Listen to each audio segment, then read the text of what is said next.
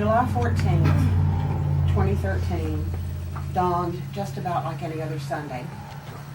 A group of 10 friends had spent the night together so that they could all go to church together the next morning.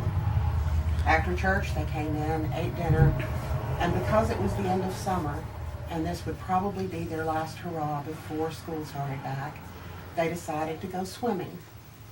They went to an area called the Cliffs. Within 30 minutes of arriving there, the mother of two of the teens got the phone call that parents all over dread.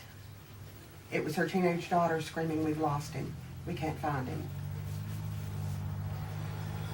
James Davis dove into the water that day. He never came back out. It was another week before they found the body, and a week after that before they were able to do the autopsy and release the body to the family. Dealing with children in crisis has prompted me to make some decisions in my life that I never thought I'd have to make. We decided that keeping the children together as much as possible would be healing for them. That way they could help each other. We watched 3 of the boys who had actually tried to save him, trying to swim in their sleep, trying to get to him. It was not a pleasant feeling.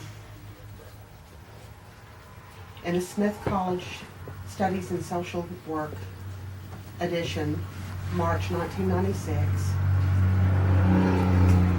Claire Winnicott said, "The worst thing that can happen is that a trauma can be so great and the child feels so helpless in the face of it that all feelings are clamped down, leading to deadness and depression."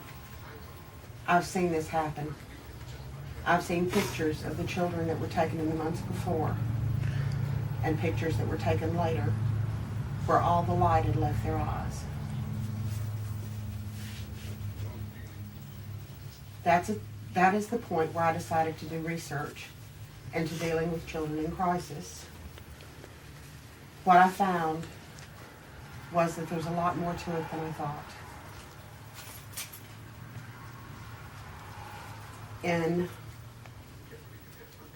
On PBS.org, a show called The Whole Child, which was done by the Detroit Public Television Network and was actually based on a book by Joanna Kendrick.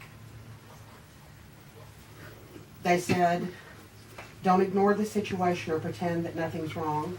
Children will always know when something's wrong, and they worry more when they don't know what it is." In this situation, the children knew. Unfortunately, dealing with it was another matter. Children in this sort of situation will revert to being babies again. They'll want the hugs. They'll want to cuddle. Just the comfort of knowing that someone's there and someone cares.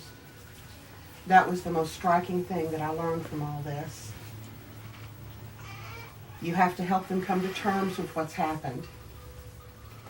You have to help them realize that things happen for a reason. And you can't use the platitudes. You have to use words that they'll understand. You have to tell them that for whatever reason, we can't question God, that when God makes a decision, you have to hold on to it and believe that it's for the best.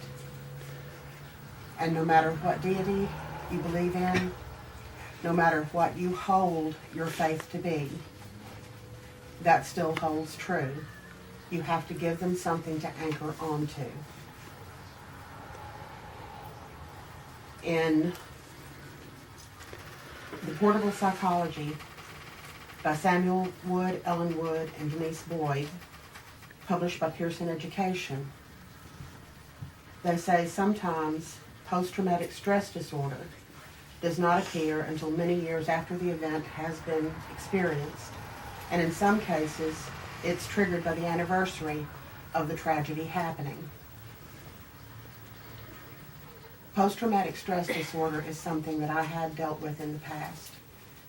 It's something that we have to look forward to in the future.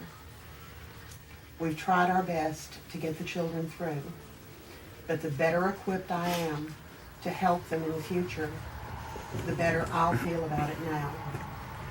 Trauma doesn't stop. It stays with you.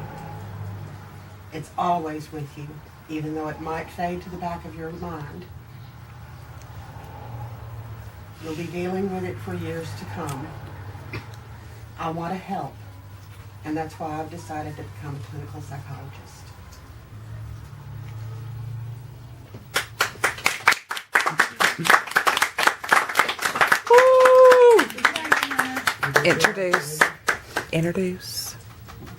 Introduce. I don't have to.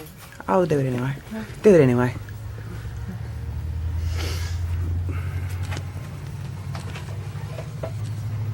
These are my visual aids. This is Sarah Malaby. This is Dylan Malaby and Jeffrey Harrison. This was not a story that someone made up to tell. They lived it.